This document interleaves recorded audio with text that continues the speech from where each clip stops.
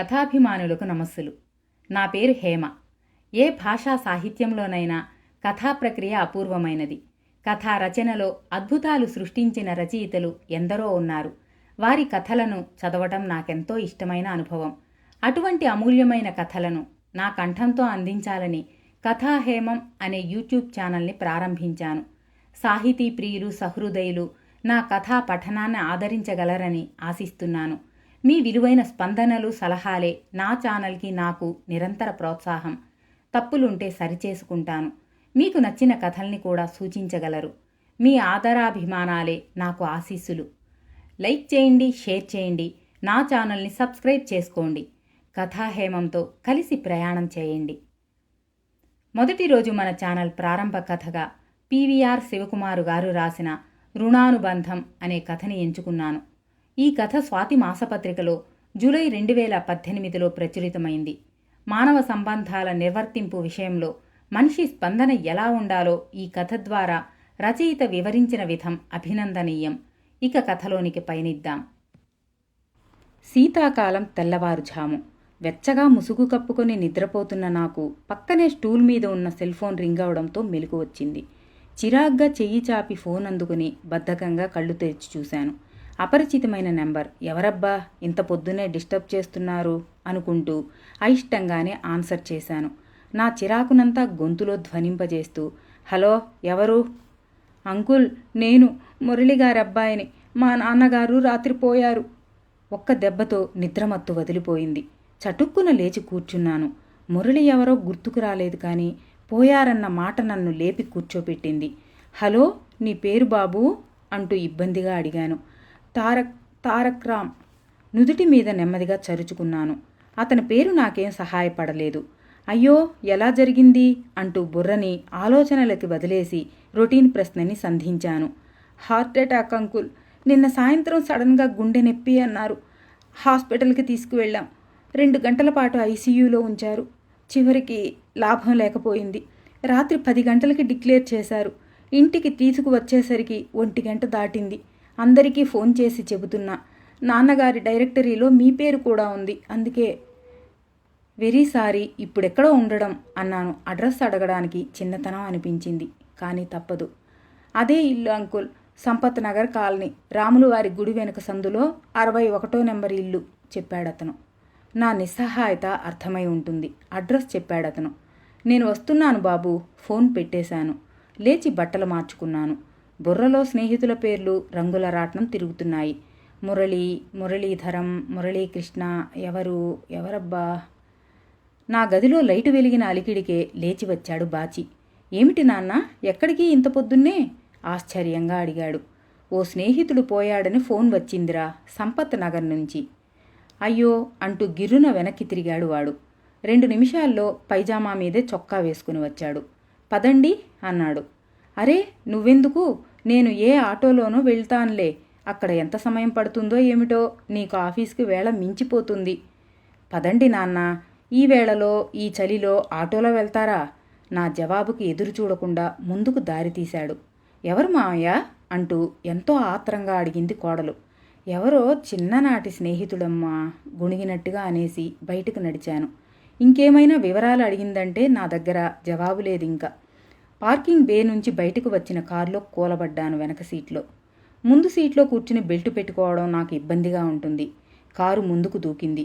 నేను వెనక్కి వాలాను. ఆలోచనల్ని వెనక్కి పరిగెత్తించాను కళ్ళు మూసుకుని. ఎవరి మురళి? అరండల్ సత్రంలో ఎలిమెంటరీ బళ్ళో చదువుకునే రోజుల్లో వాడి పేరు మురళే కదూ. జైహింద్ టాకీస్ వైపు కాంపౌండ్ వాల్ దగ్గర పాకిన సీమచింత చెట్టుకి ఉన్న కాయల్ని లాఘవంగా తెంపి తనకు వాటాలు పంచిన మురళేనా? వాడు తాడేపల్లి నుంచి వచ్చేవాడని తెలుసు. వాళ్ళమ్మ స్కూల్ టీచర్ అని చెప్పేవాడు. ఏ స్కూలో తెలియదు. మరి వీడు ఇక్కడికి ఎందుకు వచ్చేవాడో తెలియదు. ప్రతిరోజు ఏదో ఒక తినుబండారం ఇచ్చేది వాళ్ళమ్మ, ఒక అల్యూమినియం డబ్బాలో పెట్టి. జంతికలో, సున్నుండలో, పప్పు చెక్కలో ఏదో ఒకటి. ఆ తాయిలాన్ని సగం వాటా వేసి నాకు పెట్టేవాడు. తోయం అనేవాడు. తాయిలం అనడం కూడా సరిగ్గా రాని ఆ రోజుల్లో. తాడేపల్లి అంత దూరం నుంచి రోజూ ఎలా వచ్చేవాడో తెలీదు. అడగాలన్న జిజ్ఞాస కూడా లేని వయసు. అరండల్ సత్రం బళ్ళో చదివిన 3 ఏళ్ళు తాయిలాలతో పాటుగా స్నేహాన్ని మనసారా పంచి ఇచ్చాడు వాడు. అంతే, 6వ తరగతి నుంచి స్కూలు మారిన తర్వాత మరి అతడి గురించి తనకేమీ తెలియలేదు. తెలుసుకోవాలన్న ధ్యాస కూడా లేకపోయింది.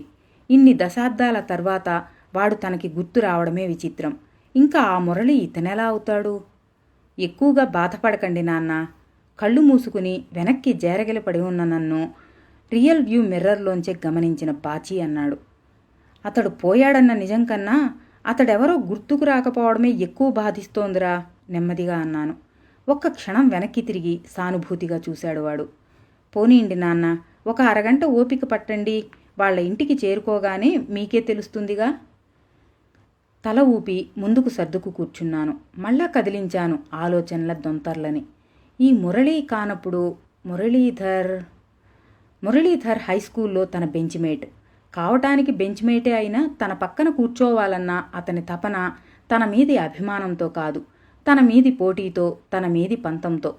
నాకన్నా ఎక్కువ మార్కులు సంపాదించాలని, పక్కనే కూర్చుంటే సమస్థాయిలో ఉంటాడన్న ఆలోచన, ప్లస్ నా నోట్సులు గమనిస్తుంటేనూ అనుకరిస్తుంటేనూ నన్ను దాటుకుని ముందుకు పోవచ్చునన్న ఆలోచన.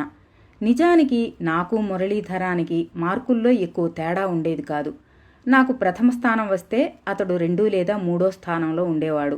మార్కుల పరంగా 4-5 మార్కుల తేడా ఉండేదేమో.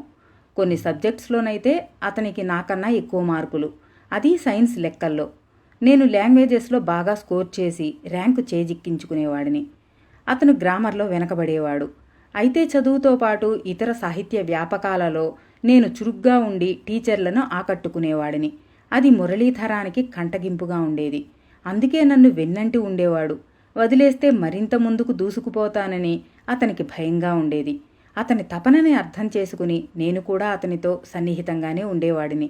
అయితే ఆ సాన్నిహిత్యం స్నేహంగా మారి మనసు పొరల్లోకి జొరబడలేదు. మేం హైస్కూల్ నుంచి బయటపడిపోయాం. హైస్కూల్తో పాటు అతను దూరమైపోయాడు, క్రమంగా ఆలోచనల్లోంచి కూడా. అటువంటి మురళీధర్కి ఇన్నేళ్లైనా తనను గుర్తు ఉండే అవకాశం కానీ, తన ఫోన్ నెంబర్ అతని డైరెక్టరీలో ఉండే అవసరం కానీ ఎందుకుంటుంది? ఇతను కాదనుకుంటే తనకి తెలిసిన మురళి ఇంకెవరు? సడన్గా గుర్తుకు వచ్చింది. కృష్ణ పూర్తి పేరు కృష్ణమురళి. వింత పేరు, అరుదైన పేరు. కానీ అతడిని మురళి అని ఎవరం పిలవం, కృష్ణ అనే అంటుంటాం. అయితే ఈ ఫోన్ కృష్ణ కొడుకు దగ్గర నుంచా? కానే కాదని తెలిసిన ఆ ఊహకే ఒళ్ళు జలధరించింది. కారణం కృష్ణ నా ఆప్తమిత్రుడు. మా ఇద్దరి తొలి పరిచయం నేను ఉద్యోగంలో చేరిన కొత్తల్లో జరిగింది. కృష్ణ నాకన్నా 2 ఏళ్లు సీనియర్. ఒకే సెక్షన్ కావడంతో మా మాటలు, ఒకే దృక్పథాలు కావడంతో మా మనసులు కలిశాయి. ఆ స్నేహం 3 దశాబ్దాలు దాటినా ఇంకా వర్ధిల్లుతూనే ఉంది. నేను రేపో మాపో పదవీ విరమణకి సిద్ధమవుతుంటే కృష్ణ 2 ఏళ్ల క్రితమే రిటైర్ అయ్యాడు. అయినా మా మధ్య సంబంధం కొనసాగుతూనే ఉంది. క్షేమ సమాచారాలే కాక వ్యక్తిగత, కుటుంబ విషయాల్లో కూడా మా మధ్య సలహా సంప్రదింపులు, సహాయ సహకారాలు కొనసాగుతుండడమే అందుకు కారణం. అటువంటి మిత్రుడు అకస్మాత్తుగా తల విదిలించాను. ఏమిటి అర్థం లేని అనుమానం? 1, కృష్ణకు కొడుకులే లేరు. 2, కృష్ణ ప్రస్తుతం తన కూతురు దగ్గర అట్లాంటాలో ఉన్నాడు. 3, మొన్న రాత్రే సుమారు అరగంట సేపు ఇద్దరం బాతాఖాని వేసుకున్నాం వాట్సాప్లో. అందువల్ల కృష్ణని ఈ ఆలోచనల్లోకి రానివ్వడమే అర్థరహితం. నా మనసుకు నచ్చజెప్పుకున్నాను. నాన్న, బాచీ పిలుపుతో ఆలోచనల్లోంచి బయటపడ్డాను. సంపత్ నగర్ వచ్చేశాం. ఇంటి నెంబర్ ఎంత? రాములువారి గుడి వెనక సందులో 61ట చెప్పాను. 5 నిమిషాల పాటు సంపత్ నగర్లో వెతికాక రాములువారి గుడి దొరికింది. దాని వెనక సందు, అది ఒక గొందిలాగా ఉంది. ఈ మహానగరంలో ఇంకా ఇలాంటి సందులు ఉన్నాయా అనిపించింది. ఆ సందులోకి కారు వెళ్లడం చాలా కష్టమైంది. 61వ నెంబర్ ఇల్లు, 50 గజాల ఆవరణలో 1 గది డాబా. కారుని ఓ పక్కగా ఆపి కాంపౌండులోకి అడుగుపెట్టాం నేను, బాచి. ఇంటి ముందు ఇరుకు స్థలంలోనే ఒక ప్రక్కగా పార్థివదేహం పడుకోబెట్టి ఉంది. మంచుపేటిక లాంటిదేమీ లేదు. ఆత్రంగా దగ్గరికి వెళ్లి చూశాను. అప్రయత్నంగా నా నుంచి ఓ నిట్టూర్పు వెలువడింది. ఆ పక్కనే సన్నగా రోదిస్తూ ఆయన భార్య అయి ఉంటుంది. మరో పక్కన కూర్చున్న యువతి నన్ను చూసి లేచి నిలబడి కళ్ళు తుడుచుకుంది. కోడలే అయి ఉంటుంది అనుకున్నాను, లేక కూతురా? మమ్మల్ని చూసి గబగబా దగ్గరికి వచ్చాడు అంతదాకా ఇంటి గుమ్మంలో నిలబడి ఉన్న యువకుడు. తారక్? ప్రశ్నార్థకం జోడించాను. అవునంకుల్ అన్నాడు. అతని ముఖంలో కొంత అయోమయం. నేను రావుని, పొద్దున ఫోన్ చేశావు కదా. అతను చప్పున నా చేతులు పట్టుకున్నాడు. కళ్ళ నిండా నీళ్లు. నెమ్మదిగా దగ్గరకు తీసుకుని భుజం తట్టాను. ఓదార్పుకి మాటల కన్నా స్పర్శ దగ్గరి మార్గం. 1 నిమిషం చుట్టూ పరికించాను. ఎవరూ లేరు. ఇంకా ఎవరూ రాలేదా? మీ వాళ్ళు, స్నేహితులు? అతను అడ్డంగా తల ఊపాడు. మాకంటూ దగ్గరి బంధువులెవరూ లేరు. నాన్నగారికి స్నేహితులు తక్కువ. ఆయన డైరీలో ఉన్న 5-6 నెంబర్లకి ఫోన్ చేశాను. మీరొక్కరే వచ్చారు. ఎవరొస్తారు? అందరి దగ్గర అప్పులే తప్ప స్నేహం ఎక్కడ మిగిలింది? అతని భార్యనని అర్థమైంది ఆమె మాట్లాడిన తీరు చూసి. నిజమే కావచ్చు గాని నిష్ఠూరంగా ఉంది ఆ మాట. అంతదాకా కళ్ళు తుడుచుకుంటూ నిలబడ్డ మనిషి గొణిగినట్టుగానే అయినా స్పష్టంగానే అంది ఆ మాటలు. క్లూ కోసం కొట్టుకుంటోంది నా మనసు. 5 నిమిషాలు అతి కష్టంగా నడిచాయి. చివరికి అన్నాను, మీ నాన్నగారి స్నేహితులు ఎవరూ రాకపోవడం ఏమిటి? ఓసారి ఆ డైరెక్టరీ చూపిస్తావా అన్నాను. అతను లోపలికి వెళ్ళి ఓ డైరీ తెచ్చాడు. 1 పేజీ తెరిచి ఇచ్చాడు. ఆ పేజీలో 7-8 పేర్లు, ఫోన్ నెంబర్లు ఉన్నాయి. శ్రద్ధగా గమనించాను ఆ పేర్లని, ఫోన్ నెంబర్లని. 1 నెంబర్ దగ్గర నా దృష్టి నిలిచిపోయింది. విషయం స్పష్టమైపోయింది. ఆ పుస్తకం అతనికి తిరిగి ఇచ్చేశాను. నీ ఉద్యోగం ఎందులో అడిగాను. అతను తలదించుకున్నాడు. 3 నెలలైంది ఉద్యోగం పోయి అన్నాడు. పరిస్థితి స్పష్టాతి స్పష్టంగా తెలుస్తోంది. అయితే ఇంకా వచ్చేవాళ్ళెవరూ లేనట్లయితే మరి తర్వాత కార్యక్రమం కానివ్వటమేగా. అతను తల ఊపాడు. ఏమీ మాట్లాడలేదు. బ్రాహ్మలెవరికైనా ఫోన్ చేశావా? చేశాను. క్లుప్తంగా కానివ్వడానికైనా 15,000 అవుతుందన్నారు. సిద్ధమైతే ఫోన్ చేయమన్నారు. అరగంట వ్యవధిలో వస్తామన్నారు. మరి దేనికి ఆలస్యం? 1/2 నిమిషపు మౌనం నా ప్రశ్న ఎంత అర్థరహితమైనదో తెలిపింది. 10 అడుగుల దూరంలో ఉన్న బాచీ దగ్గరికి నడిచాను. 15,000 కావాలిరా అన్నాను. 10 నిమిషాల్లో వస్తాను అనేసి వెళ్ళిపోయాడు వాడు. బ్రాహ్మడికి ఫోన్ చేసి పిలిపించు అన్నాను తారక్తో. అతడి కళ్లలో ఆశ్చర్యంతో పాటు మెరుపు. నా 2 చేతులు కళ్ళద్దుకోబోయాడు. నేను వారించి పక్కకి జరిగాను. 15 గంటలో బాచీ వచ్చాడు డబ్బు తీసుకుని. నువ్వింకా వెళ్ళిపో, నేను వచ్చేసరికి మధ్యాహ్నం దాటుతుంది. కోడలికి కూడా చెప్పు నా కోసం ఎదురు చూడవద్దని, భోజనం చేసేయమని అని చెప్పాను. ఇంతకీ ఎవరు నాన్న? సందిగ్ధంగా అడిగాడు బాచి. చాలా పాత స్నేహితుడు. ఇంటికి వచ్చిన తర్వాత చెబుతాను అన్నాను. వాడు వెళ్ళిపోయాడు. మరో 15 గంటకి బ్రాహ్మడు వచ్చాడు. పాడెకట్టేవాళ్లు, సరంజామా అన్నీ సమకూర్చారు. పని ప్రారంభమైంది. ఆ తారక్తో పాటు నేను ఓ కుమ్ము కాశాను. మిగతా 2 కిరాయి మనుషులే. రామనామ స్మరణతో పాడె పైకి లేచింది. శ్మశానంలో దహన సంస్కారం ముగిశాక తారక్తో చెప్పాను, నేనింక రావాల్సిన అవసరం లేదు, మిగతా కార్యక్రమాలు జరిపించేయి. సార్, మీ అడ్రస్? వద్దు, నన్ను మర్చిపో. నీ బాధ్యత నువ్వు నిర్వర్తించు చాలు అన్నాను. అతను 2 చేతులు జోడించాడు. మీరు మా నాన్నగారి స్నేహితుడు కాదు, మా పాలిట దేవుడు అన్నాడు తారక్. అలాంటి మాటలు వద్దు. నిన్ను, నన్ను, అందర్నీ నడిపించేవాడు దేవుడు. మనం మనుషులం అని అక్కడి నుంచి కదిలాను. ఇల్లు చేరేసరికి 3 దాటింది. ఆత్రంగా ఎదురు చూస్తోంది కోడలు.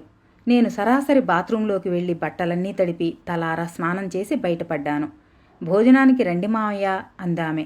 ఇప్పుడిక తినాలని లేదమ్మా, 2 అరటిపళ్ళు ఇవ్వు చాలు, అలాగే మజ్జిగ కూడా అన్నాను. ఎవరైనా చిన్ననాటి స్నేహితుడా? ఆత్రంగా, ఉత్సుకతగా అడిగిందామె. అవునమ్మా, జన్మాంతర స్నేహం అన్నాను.